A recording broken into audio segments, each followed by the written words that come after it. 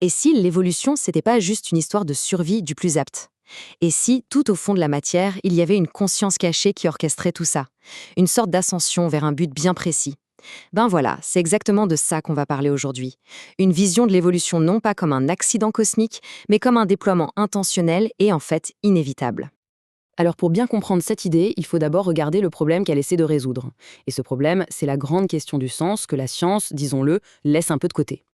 Quand on pense à l'évolution de manière classique, scientifique, qu'est-ce qu'on a? On a une histoire d'énergie mécanique, de mutations qui arrivent un peu au pif, et d'une lutte acharnée pour la survie. Et dans ce cadre-là, franchement, la vie, et surtout la conscience, ça a l'air d'un coup de chance, non? Un accident heureux, oui, mais un accident quand même, dans un univers qui, au fond, s'en fiche complètement. Ok, alors regardons ce tableau. D'un côté, on a la vue scientifique. Elle est géniale pour nous expliquer le comment ça marche. La mécanique de l'évolution, les rouages, c'est indispensable. Et de l'autre, la vue spirituelle. Attention, elle ne vient pas dire que la science a tort, pas du tout. Elle ajoute juste une autre question, le pourquoi. Elle suggère qu'en fait, derrière toute cette belle mécanique, il y a un moteur intérieur, une vérité cachée qui pousse tout ça vers l'avant. Alors, c'est quoi cette fameuse force motrice? Le concept clé, vraiment le cœur du réacteur, c'est cette idée de conscience secrète. Alors, il ne faut pas imaginer une force extérieure, un genre de marionnettiste. Non, non. Imaginez plutôt une intelligence qui serait cachée à l'intérieur de chaque particule de matière. Et c'est elle qui, de l'intérieur, pousse, organise, complexifie, qui pousse tout à devenir de plus en plus conscient. C'est comme la boussole interne de l'univers, la garantie qu'on ne tourne pas en rond, qu'il y a une direction. Et cette citation, elle est super intéressante. Ce qui frappe, c'est les mots normal et inévitable. Ça change tout. Ça veut dire que l'évolution, ce n'est pas une loterie, une lutte pleine d'incertitudes. C'est l'accomplissement d'une loi fondamentale, aussi fondamentale que la gravité. La vérité profonde d'un être doit s'exprimer. Et la volonté de le faire, c'est ça, le moteur de l'univers. Ok, c'est bien beau tout ça, mais concrètement, comment ça se passe? Eh bien, le mécanisme, en fait, est d'une simplicité assez bluffante. Tout part d'un principe simple. Rien n'est juste un tas d'atomes assemblés au hasard. Chaque être, du plus petit au plus grand, possède ce qu'on pourrait appeler une vérité intérieure, une sorte d'essence. Et cette essence, elle ne demande qu'une seule chose, se manifester dans le monde. Et c'est là que ça devient fascinant. Cette vérité intérieure, elle n'est pas passive du tout. C'est une force créatrice, une sorte de sculpteur. C'est elle qui façonne activement le corps, le comportement, la fonction de l'être. La forme physique devient, en quelque sorte, l'expression visible de la conscience invisible qu'elle contient. Prenons l'exemple de l'éléphant, il est parfait pour ça. Pourquoi un éléphant se déplace de cette manière si particulière? Ce mouvement lent, puissant, presque majestueux?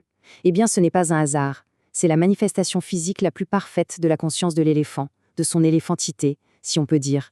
Son corps, sa démarche, son rôle, tout ça découle directement de son essence intérieure. La forme suit bel et bien la conscience.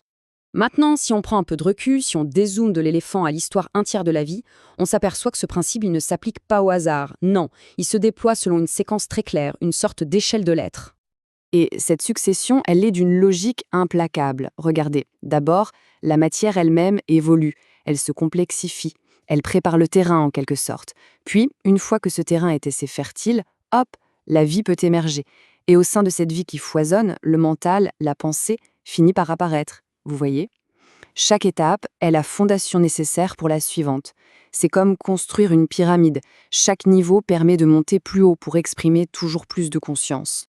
Et là, avec l'arrivée de l'humanité, on a un vrai tournant, un changement de jeu. Pourquoi?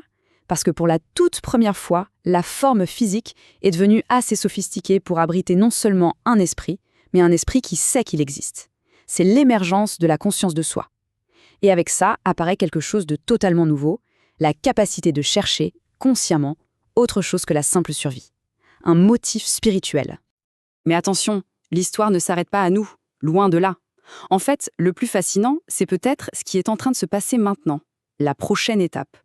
Et c'est ça le point de bascule fondamental. Pendant des milliards d'années, l'évolution a avancé, disons, à l'aveugle, de façon inconsciente.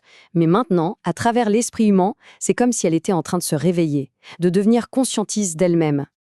C'est une idée assez vertigineuse quand on y pense. Nos désirs de créer, d'innover, de comprendre. Et si tout ça, ce n'était pas juste nos désirs?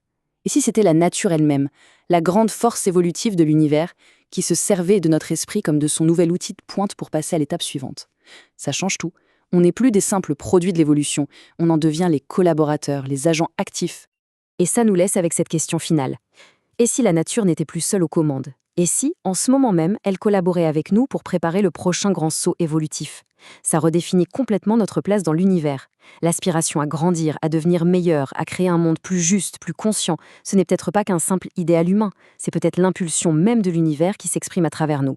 La question n'est donc plus de savoir si l'évolution a un but, mais plutôt de savoir comment on va choisir de participer à sa prochaine et sans doute sa plus grande manifestation.